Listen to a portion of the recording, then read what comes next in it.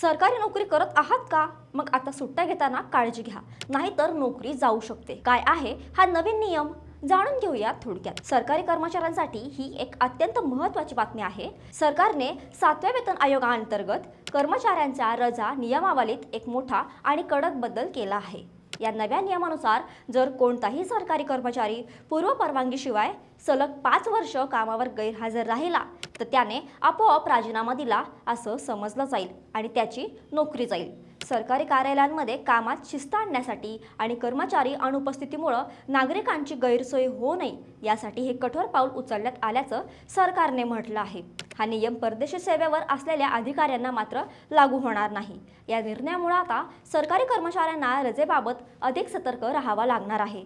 सरकारी कार्यालयांमध्ये शिस्त लावण्यासाठी सरकारचा हा 5 वर्ष गैरहजर तर नोकरी गेली नियम तुम्हाला योग्य वाटतो का? तुमचं मत कमेंटमध्ये नक्की सांगा आणि नोकरी संदर्भातील अशाच महत्त्वाच्या अपडेटसाठी थोडक्यातला फॉलो करा.